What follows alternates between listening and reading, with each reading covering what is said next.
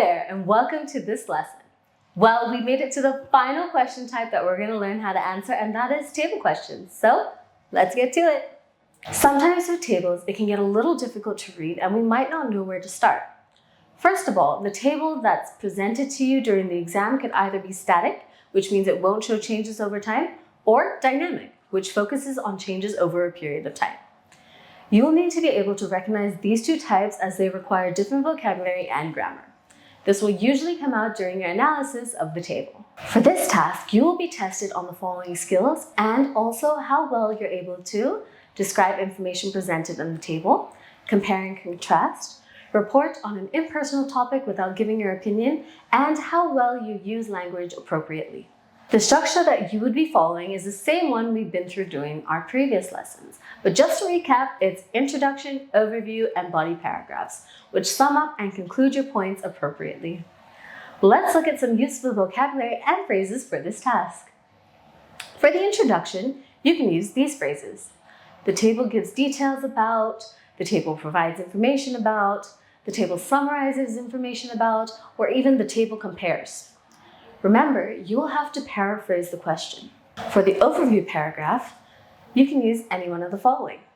Overall, it can be seen that, or in summary, or broadly, it can be seen that, or even to summarize. On to the main body paragraphs. Remember, this is where you go into more detail using details from the overview. Here, you need to use language to describe changes over time, or language that compares and contrasts. You will also have to make sure you use a variety of sentence structures, like simple and complex sentences, and also make sure you use the correct tense, especially if there are different dates or years given. The use of linking phrases will also help boost your lexical resource score. Some phrases you can use when you want to compare are twice as many or 3 times as much, far more popular than, considerably higher or lower than, slightly lower or higher than that of, or even equally popular, etc. In terms of grammar, for comparative structures, it's by using as. Check out a few examples on the screen. Now, which vocab and phrases you have to use will make more sense while you start practicing this question type. And what better time than to start now? Let's look at the question for our lesson. The table shows the international tourist arrivals in millions in 8 countries in 2009 and 2010 and the changes in percentages. Let's start by analyzing our data. This one is a bit of an easy one because they have also given us the changes in percentages. Let's analyze the highest and lowest numbers in terms of percentage change and ones with the biggest increase and or decrease. Again, you can analyze the table however you like, as long as you use the right data from the table to back it up, as well as present your data correctly in English. All right, back to analyzing. 3 countries that stand out to me are Germany, Hong Kong, and China. To break that down even further, China and Germany for their dramatic increase and Hong Kong for its noticeable decrease. We can add Turkey in as well because the figures increased there too. We can also take note of Italy, Spain, the UK, and the US for their slight rise. And yes, France too needs to be observed as there were no changes and they had the most tourists. Right, now we can begin our essay. There are quite a few points, but we can add them into our essay. Now, previously we talked about how many points we should add for the body paragraphs of task 1, and we can definitely add whatever we mentioned in our analysis by dividing it into countries that increased, decreased, and stayed the same. Moving on to our introductory paragraph, we need to paraphrase. Let's look at our question again. The table shows the international tourists arriving in millions in 8 countries in 2009 and 2010, and the changes in percentages.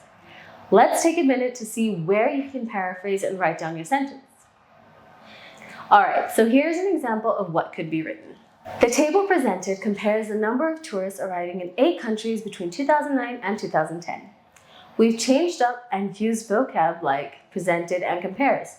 We have also changed the structure of the sentence here. Moving on to our overview paragraph. Take a minute to write yours too. Now we can say something like, in general, it can be seen that tourism rose slightly in Italy, Spain, the United States, and the United Kingdom, and increased dramatically in Turkey, China, and Germany. Figures dropped in Hong Kong and were clearly stable in France, which had the most tourists overall.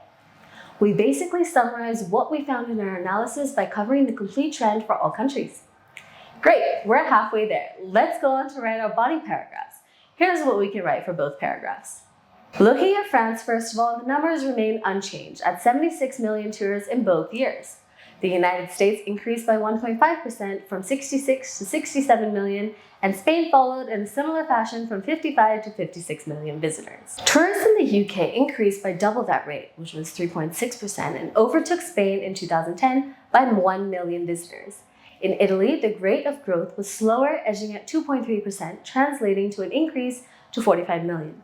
Turkey surged past Italy, rising by 33% to 46 million. There are also significant increases, first of all, in China, which went from 22 to 34 million, which was a 55% growth, and Germany, 109% expansion to 24 million.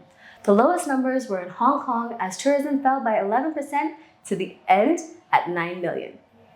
That's it. Let's see what it looks like put together.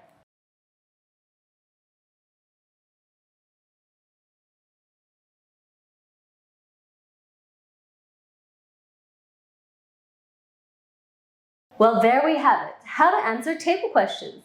Stay tuned for the final lesson for this section where we'll learn tips and tricks for the IELTS Writing Task 1. See you then.